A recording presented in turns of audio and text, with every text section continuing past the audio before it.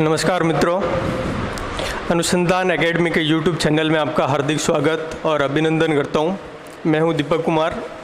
आज हम भारतीय भूगोल, इंडियन ज्योग्राफी के बारे में अध्ययन करेंगे, जिसमें आप अपना सिलेबस के हिसाब से देख सकते हो। उसमें एक टॉपिक है भारत की स्थिति एवं विस्तार। भारत की स्थिति एवं विस्तार,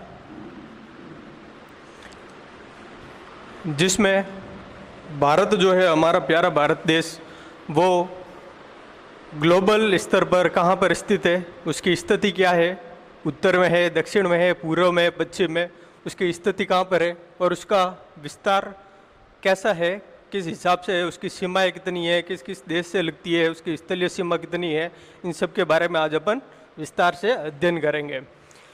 तो शुरू में जैसे कि मैं बात करता हूँ, पहले स्थिति के बारे में पढ़ेंगे, स्थिति के बाद में अपन पढ़ेंगे विस्तार के बारे में। स्थिति जैसे कि ये हमारा ग्लोब है, सामान्य सा ग्लोब है। ग्लोब में दो चीज़ें होती है जिसे अपन काल्पनिक रेखाएं मानते हैं, जैसे कि अक्षांश रेखाएं और देशांतर रेखाएं। ये है उत्तरी गोलार्ध और ये है दक्षिणी गोलार्ध। गोलार्ध आप जानते ही हैं, पृथ्वी का ऊपरी सिरा, और दक्षिणी गोलार्ध पृथ्वी का दक्षिणी सिरा। दोनों ही तरफ हमेशा बर्फ रहती है और 6 महीने की ठंड और 6 महीने की, बोले तो 6 महीने का दिन और 6 महीने की रात होती है। तो भारत की स्थिति पहले तो अपन ये देखते हैं अक्षांश के स्तर में। ये भारत के उत्तर में स्थित है। फिर देशांतर के हिसाब से देखते हैं तो ये भारत के उत्तर और दक्षिण, और ये हो गया अपना पूर्व और ये हो गया पश्चिम। तो भारत की स्थिति ये देखते हैं, ये हमारा प्यारा भारत देश, ऐसे संकेतक मान के चलते हैं। तो ये भारत की स्थिति हो गई उत्तर और पूर्व। तो भारत की स्थिति, पहली बात तो हो गई स्थिति। भारत गोलार्ध में कहाँ स्थित है? उत्तर पूर्वी गोलार्ध में। क्लियर? एक चीज स्थिति कंसेप्ट क्लियर हो गया। अब यहां देखते हैं, यह है अपना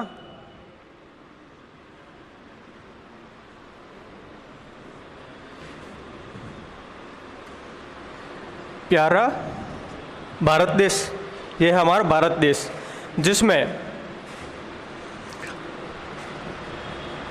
इसकी स्थिति तो हो गई उत्तर और पूर्व में। अब क्या है कि भारत की ये है उत्तरी पॉइंट और ये है दक्षिणी पॉइंट। उत्तरी पॉइंट और दक्षिणी पॉइंट, ये हो गया इसका पूर्वी और ये हो गया इसका पश्चिमी पॉइंट। उत्तर में इसका विस्तार है 37 डिग्री 6 मिनट और दक्षिण में हो गया 8 डिग्री 4 मिनट। और ये इसके है द्वीप समूह हो गया, अंडमान निकोबार, ये हो गया इसका लक्षद्वीप द्वीप हो गए। अब आगे देखते हैं, उत्तर में जो सबसे उत्तरी स्थान है भारत का, वो है इंदिरा कॉल। इंदिरा कॉल। और सबसे दक्षिणतम स्थान है 8 डिग्री 4 मिनट पर कन्याकुमारी। ठीक है मित्रों, उत्तरी है इंदिरा कॉल, दक्षिण में है कन्याकुमारी।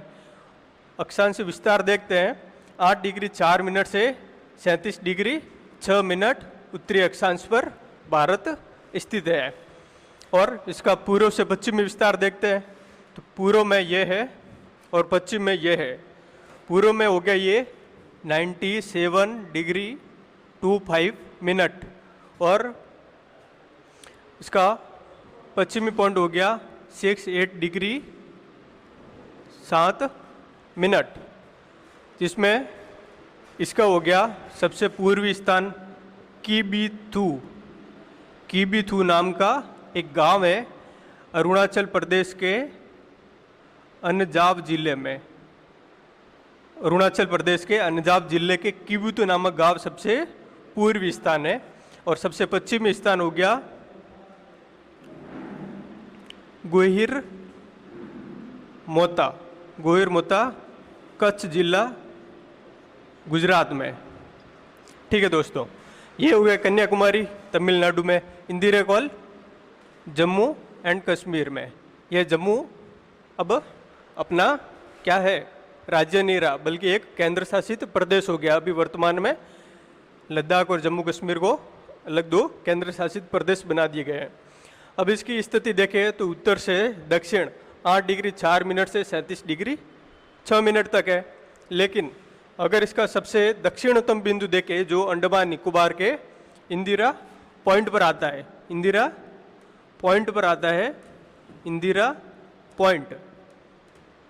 देखो दोस्तों, ऊपर वाला है सबसे उत्तरी इंदिरा कॉल। अगर स्थल सीमा तक पूछे तब तो है कन्याकुमारी दक्षिणतम पॉइंट। अगर सबसे दक्षिणतम पॉइंट पूछे जिसमें द्वीपीय समूह भी शामिल है तो वो क्या होगा, इंदिरा पॉइंट होगा, जो ग्रेट निकोबार में स्थित है। इसकी स्थिति है ग्रेट निकोबार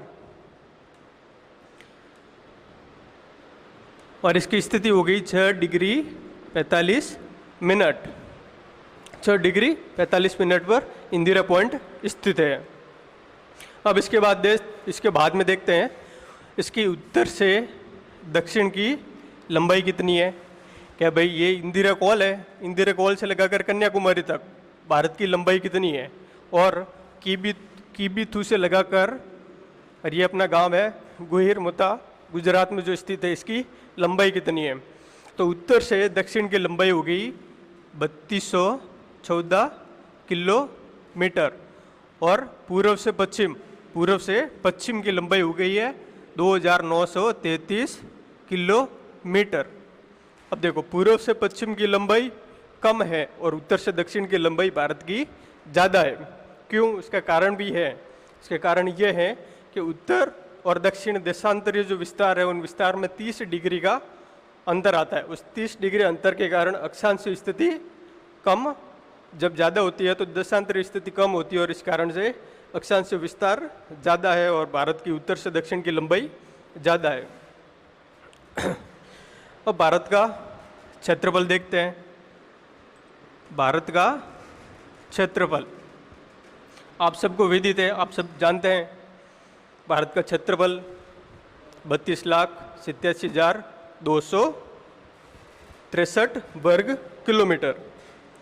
32,87,263 वर्ग किलोमीटर। दोस्तों ये ध्यान रखना, आप एग्जाम में आएगा 32,87,263 किलोमीटर, कहीं मीटर भी आएगा, वर्ग मीटर आएगा, कहीं किलोमीटर स्क्वायर आएगा, तब तो ठीक है। वर्ग किलोमीटर लिखो या किलोमीटर स्क्वायर लिखो, बात सेम होती है। आपको जब ऑप्शन में आए तब आपको ध्यान देना, वहाँ पर ये भी दे सकते हैं अथवा में 32.8 लाख वर्ग किलोमीटर या 32.8 किलोमीटर दे सकते हैं, 32.8 किलोमीटर स्क्वायर दे सकते हैं। तो अगर ये आए या ये आए तब तो बात सेम है, अगर किलोमीटर में आए तब बात गलत है। वो ऑप्शन में आपको चूज नहीं करना है, ये आप थोड़ा कॉमन सेंस रखना। उसमें पूछ क्या रहा है और आपको ऑप्शन काटने की आपकी आदत होनी चाहिए। ऑप्शन में आ गई ये चीज़ तो आपको ध्यान होना चाहिए। पहली बात तो लाख वर्ग किलोमीटर में है, किलोमीटर वालों को तो कट कर दो और वर्ग किलोमीटर वाले को राइट कर दीजिए। अब आगे देखते हैं, भारत का जो क्षेत्रफल है 32,87,263 वर्ग किलोमीटर है। अब ये जो स्थिति है अपन विश्व स्तर पर देखते हैं। विश्व स्तर पर तो विश्व स्तर पर भारत का क्षेत्रफल की दृष्टि से 7वां स्थान है। कितना? 7वां स्थान है। और इसका क्षेत्रफल जो है विश्व के क्षेत्रफल का कितना है? 2.42%, 2.42% भारत का क्षेत्रफल है और क्षेत्रफल की दृष्टि से 7वां स्थान है। अभी 7वां स्थान है तो ये भी तो ध्यान में होना चाहिए कि पहले के 6 कौन कौन से देश है, जिसमें पहले के 6 देशों के बारे में अपन अभी देखते हैं। ये आप वीडियो को रोक के लिख सकते हैं या साथ ही साथ में आप अपनी नोटबुक में उतार सकते हैं, ताकि आपके आज नहीं तो कल एग्जाम में कहीं ना कहीं ये आपके काम आने वाले हैं। तो अब अपन देखते हैं कि भाई भारत का क्षेत्रफल की दृष्टि से 7वां स्थान है, तो बाकी के 6 कौन कौन से हैं। जैसे कि विश्व के 6 बड़े देश, जैसे कि RC, AC, BA, BHA। RCAC बाबा शॉर्ट ट्रिक्स है। अब इसमें माने तो पहला सबसे बड़ा हो गया रसिया, दूसरा हो गया C पे कनाडा, तीसरा हो गया अमेरिका, चौथा हो गया चाइना, पांचवा हो गया B पे ब्राज़ील, छठा हो गया A पे ऑस्ट्रेलिया, और सातवां अपना BHA हमारा प्यारा भारत देश, ये अपना भारत हो गया। तो ये 6 Russia, Canada, America, China, Brazil, Australia, 6 स्थान भारत से पहले है और 7वां स्थान हमारे भारत का है।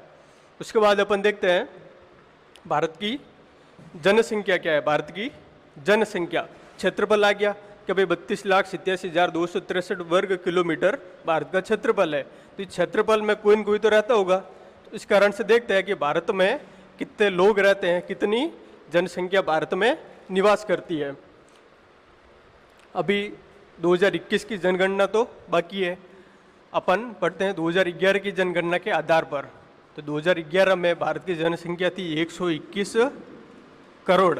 121 करोड़ में भारत का विश्व में जनसंख्या की दृष्टि से कितना प्रतिशत है?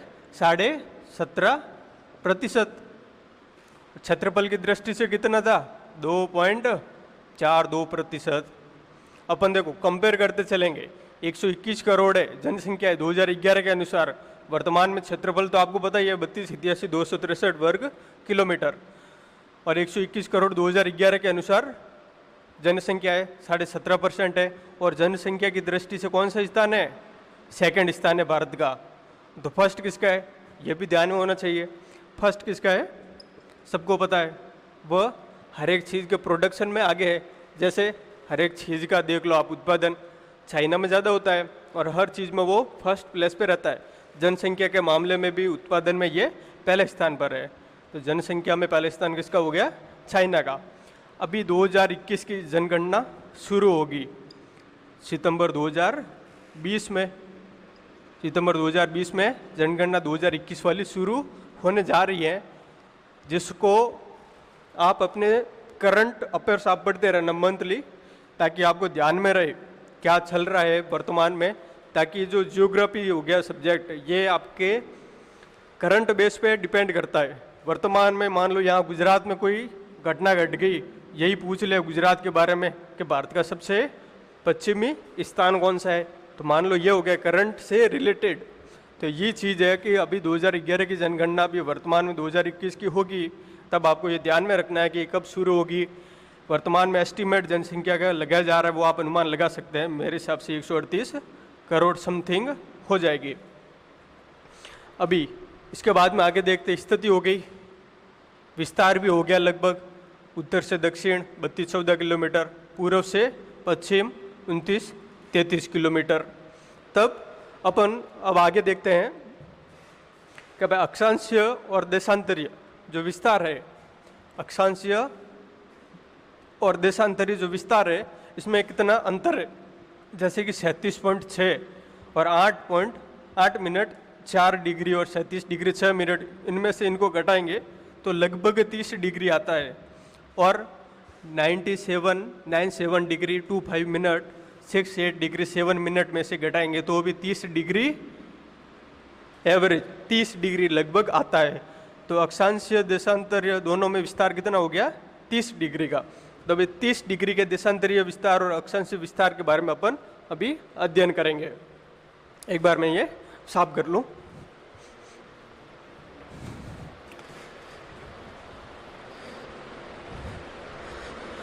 तो देखो दोस्तों, 30 डिग्री उत्तरी अक्षांश और 30 डिग्री पूर्वी देशांतर, ये देशांतर गिनी जाएगी और ये अक्षांश गिनी जाएगी। इन दोनों के बीच अंतर लगभग बरोबर है 30 डिग्री का। इस कारण से क्या भारत में कई तरह की विविधताएं पाई जाती है।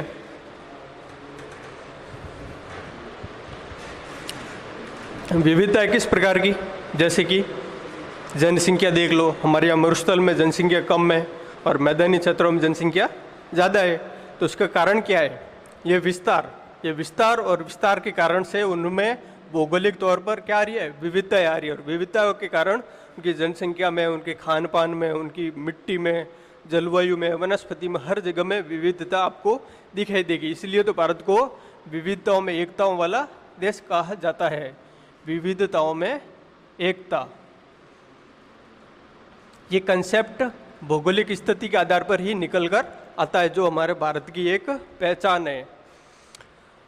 30 डिग्री उत्तरी अक्षांश और 30 डिग्री पूर्वी देशांतर में अंतर के कारण उत्तर से दक्षिण की जो लंबाई है, उत्तर से दक्षिण की लंबाई पूर्व से पश्चिम की लंबाई से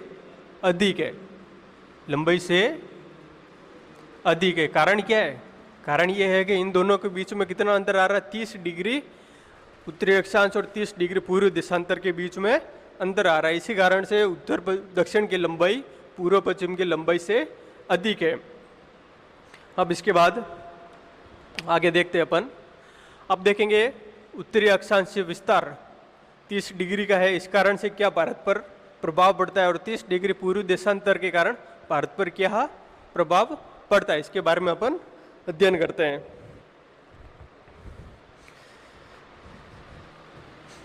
एक बार साफ कर लूँ थोड़ा। तो सबसे उत्तरी पॉइंट इंदिरा कॉल, अगर स्थलीय भूमि से पूछे तो कन्याकुमारी सबसे दक्षिणतम पॉइंट है और दक्षिणतम पॉइंट है तो इंदिरा पॉइंट ग्रेट निकोबार में। सबसे पूर्वी है किबिथू अरुणाचल प्रदेश में, सबसे पश्चिमी है गोहिरमोता कच्छ में। ठीक है दोस्तों, एक बार मैं साफ कर ले तो आपने एक बार अपनी नोटबुक में नोट कर लीजिए।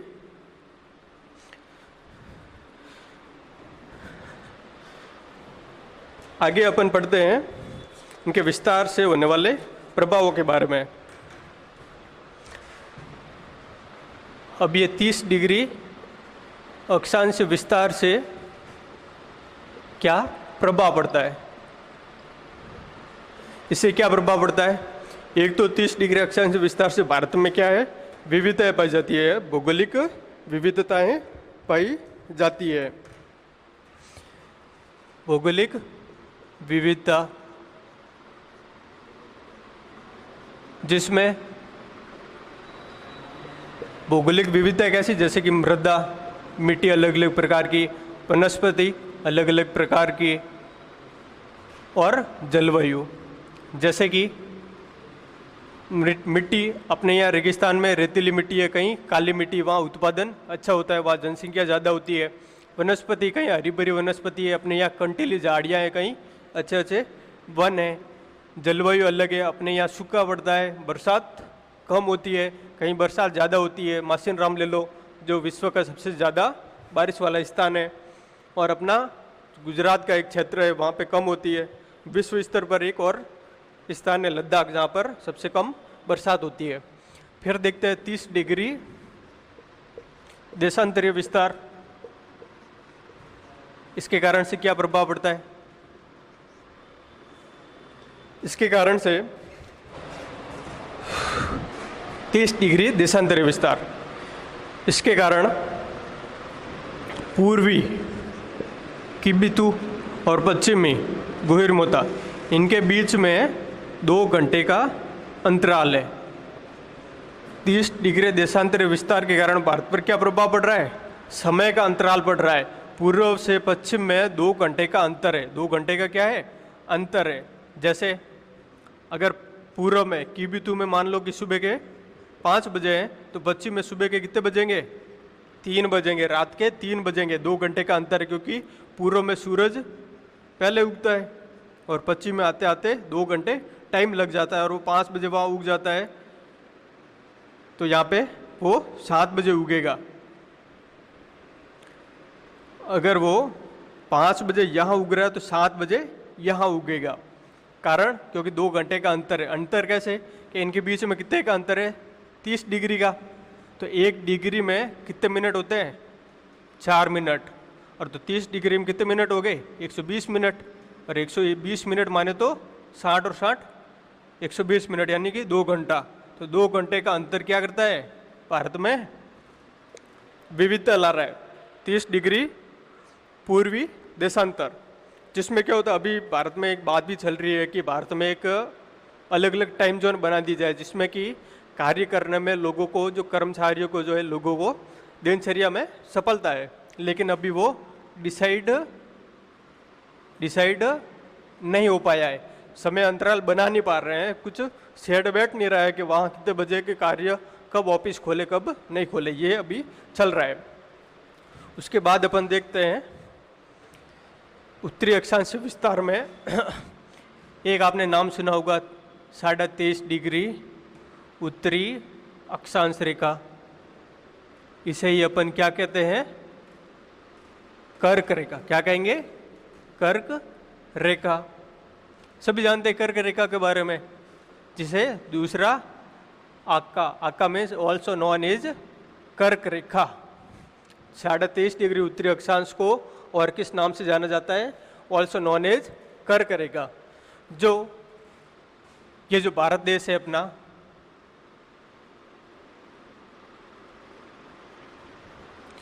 बरोबर इसको क्या करता है, 2 भागों में बांटता है।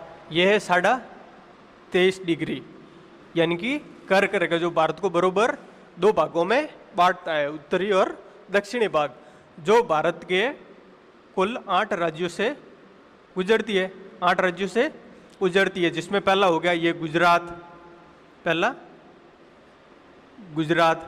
दूसरा यहाँ पे राजस्थान का दक्षिणी पॉइंट, ये हो गया अपना आरजे। तीसरा राजस्थान के पास वाला एमपी। चौथा हो गया एमपी के बाद में छत्तीसगढ़। 5वां हो गया झारखंड। छठा हो गया वेस्ट बंगाल यानी कि पश्चिम बंगाल। और 7वां होगा यहाँ पे त्रिपुरा, टीआर, ये टीआर भी कर देते हैं इसकी। और फिर 8वां हो गया अपना मिजोरम,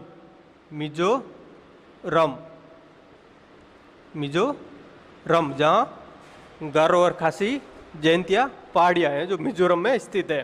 तो ये 8 राज्यों से हमारी कर्क रेखा गुजरती है। और ये कर्क रेखा एक और काम करती है, वो क्या है, वो है भारत को उष्ण कटिबंधीय व शीतोष्ण कटिबंधीय, उष्ण कटिबंधीय व शीतोष्ण कटिबंधीय जलवायु क्षेत्रों में विभाजित करता है। उष्ण कटिबंधीय और शीतोष्ण कटिबंधीय जलवायु में विभाजित कर रहा है। ये देखो, ये कर्क रेखा है और यहाँ पे ये 8 डिग्री 4 मिनट है। नीचे आएंगे 1 डिग्री हुआ, 1 डिग्री पे कौन सी रेखा है, मकर रेखा। कौन सी, मकर रेखा।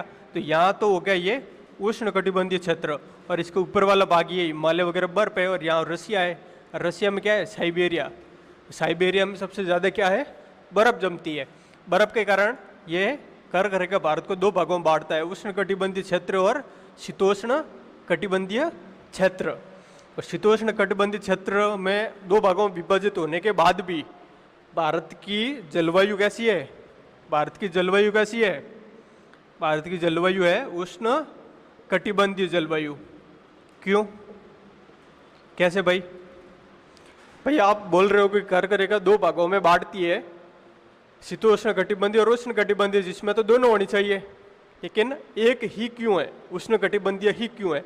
इसका कारण यह है कि रसिया का जो क्षेत्र है साइबेरिया, उसकी जो ठंडी हवाएं आती है, भारत में सबसे उत्तर में क्या है हमारे, हिमालय। और ये जो हिमालय है, यहाँ की जो ठंडी हवाएं आती है, ठंडी हवाओं को भारत में प्रवेश करने से रोक देती है। रोकने के कारण यहाँ पर शीतोष्ण जलवायु न होकर उष्ण कटिबंधीय जलवायु ही है। और इसका कारण है हिमालय पर्वत।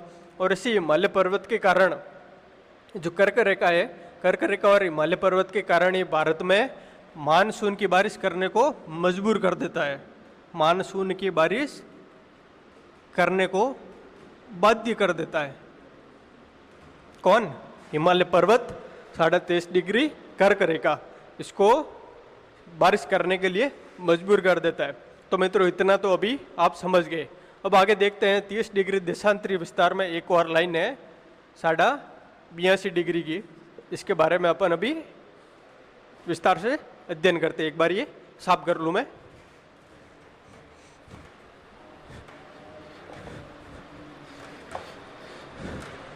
साढ़ा 82 डिग्री देशांतरी विस्तार यानी कि यह यूपी के मिर्ज़ापुर से निकलती है और 5 राज्यों से गुजरती है।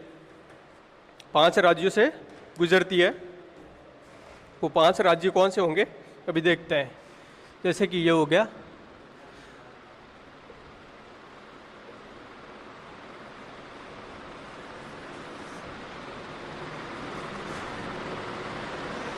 ये हमारा हो गया भारत। भारत में ये है हमारा यूपी है। यहाँ पे क्या है हमारा यूपी है। यूपी में एक स्थान है मिर्ज़ापुर। मिर्ज़ापुर में 82.5 डिग्री, जैसे कि 23.5 डिग्री यहाँ से प्रवेश करती है, उसी तरह से 82.5 डिग्री यहाँ से प्रवेश करती है मिर्ज़ापुर से। और वो इसे क्या बोलते हैं, एक यामियोत्तर रेखा बोलते हैं। इसे यामियोत्तर रेखा बोला जाता है। यामियोत्तर रेखा एक मानक रेखा है। एक मानक रेखा है जो समय निर्धारण में काम आती है। 1 डिग्री का मैंने बताया, 1 डिग्री का कितना होता है 4 मिनट होता है। 1 डिग्री में 4 मिनट होता है। अगर ये 82.5 यहाँ से गुजर रही है, अगर अपन इधर जाएंगे तो मिनट के हिसाब से जोड़ते जाएंगे और इधर जाएंगे तो मिनट के हिसाब से घटाते जाएंगे। तो ये 5 राज्यों से गुजरती है 82.5 डिग्री। और वो 5 राज्य कौन से, पहला तो हो गया अपना यूपी, दूसरा होगा यहाँ पे एमपी, तीसरा होगा यहाँ पे अपना छत्तीसगढ़, चौथा होगा यहाँ पे अपना ओडिशा, ओडिशा के बाद 5 हो गया अपना एपी, आंध्र प्रदेश। एक एपी अरुणाचल प्रदेश भी आया था, वो आप ध्यान रखना। अभी यहाँ एपी के संदर्भ में अपन क्या ले रहे हैं, आंध्र प्रदेश ले रहे हैं। तो 82.5 डिग्री मिर्ज़ापुर यूपी से गुजरती है, जिसे यामियोत्तर रेखा भी कहते हैं, जिसे एक मानक रेखा मानकर वहाँ से निकाला जाता है। और ये भारत के 5 राज्यों से गुजरती है, जिसमें यूपी, एमपी, छत्तीसगढ़, उड़ीसा और आंध्र प्रदेश है। अब उसके बाद अपन देखते हैं भारत की सीमा। यह हमारा जो भारत देश है, इसकी सीमाएं भी तो लगती है, इसके पड़ोसी देश भी होंगे। अगर एक घर है तो घर के पास में कोई पड़ोसी भी तो रहता होगा, तो उन पड़ोसी देशों के साथ सीमाएं, उन सीमाओं को क्या क्या नाम दिया गया है और भारत की कितनी सीमा रेखा की लंबाई है। और भारत का जो समुद्र तट है जो 3 ओर से पानी से घिरा हुआ है, तो इसकी समुद्र तट की भी लंबाई है। तो वो लंबाई कितनी है इसके बारे में अपन अभी पढ़ते हैं।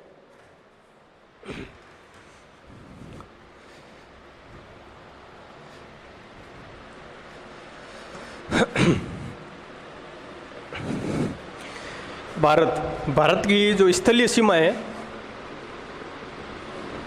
भारत की स्थलीय सीमा की लंबाई है 15,200 किलोमीटर, 15,200 किलोमीटर। और इसकी तटीय रेखा यानी कि जो तट, समुद्र के किनारे जो है वो उसे तटीय रेखा कहते हैं। और इसमें द्वीपीय जो सीमा है वो भी तटीय रेखा में शामिल है। तटीय सीमा जिसकी लंबाई है 7516.6 किलोमीटर। अब इसमें डिवाइड कर देते हैं कि तटीय सीमा में दोनों आ गई, एक तो स्थल वाली सीमा भी आ गई और एक द्वीपीय वाली सीमा भी आ गई। तो इसको अलग करते हैं। स्थलीय सीमा इसमें से हो गई 6100 किलोमीटर, 6100 किलोमीटर। और दूसरी हो गई द्वीपीय सीमा, जिसमें अंडमान निकोबार और लक्षद्वीप शामिल है। ये हो गया 6100, इसमें से माइनस कर दो 0.661, 5 में जाएगी 4, 1416.6 किलोमीटर। ये होगी 6100 किलोमीटर। और इसमें 6100 किलोमीटर में भारत के कितने राज्य हैं देखते हैं। पहला तो हो गया गुजरात, दूसरा हो गया महाराष्ट्र, या महाराष्ट्र हो गया, तीसरा हो गया यहाँ पे अपना गोवा, चौथा हो गया अपना केरल, केरल हो गया। पांचवा हो गया अपना यहाँ पे तमिलनाडु। छठा हो गया अपना आंध्र प्रदेश, एपी। और सातवा हो गया अपना यहाँ पे ओडिशा। और आठवां हो गया अपना वेस्ट बंगाल यानी कि पश्चिम बंगाल, ममता दीदी वाला राज्य। तो ये हो गए 8 राज्य जो तटीय रेखा के किनारे बसे हुए हैं। और बाकी 1416.6 किलोमीटर की सीमा अंडमान निकोबार और लक्षद्वीप के किनारे किनारे घूमती है। ये हो गया अपना एक क्लियर। अब देखते हैं भारत की जो सीमा है, सीमा ये लगा दिया कि भाई पूरी 15,200 किलोमीटर है। अब इसमें से भी देखते हैं कि भाई तटीय सीमा तो ये लगा दी अपन ने 75 किलोमीटर। बाकी 15,200 में से बाकी की जो सीमा है वो किस किस देश से लगती है, पड़ोसी देश कौन कौन से हैं उसके बारे में। जैसे कि भारत के पड़ोसी देशों में आप देखो, नेपाल यहाँ हो गया, भूटान यहाँ हो गया, भूटान यहाँ होगा, यहाँ पे हो गया अपना अपना किसका, ये चाइना, एक तरह की मुसीबत की जड़। यहाँ पे हो गया चौथा अपना बांग्लादेश, यहाँ पे है श्रीलंका, यहाँ हो गया पाकिस्तान सबसे बड़ी मुसीबत, यहाँ हो गया अफगानिस्तान, और यहाँ है म्यांमार। 8 पड़ोसी देश है, लेकिन 7 देशों से भारत की सीमा लगती है। और वो 7 देश कौन कौन से हैं अभी अपन विस्तार से अध्ययन करते हैं।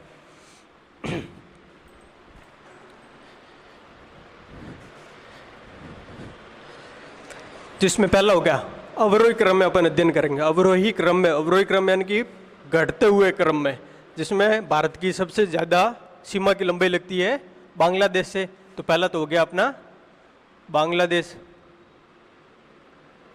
और दूसरा हो गया बांग्लादेश की लंबाई कितनी है, बांग्लादेश की लंबाई हो गई 4,096.5 किलोमीटर।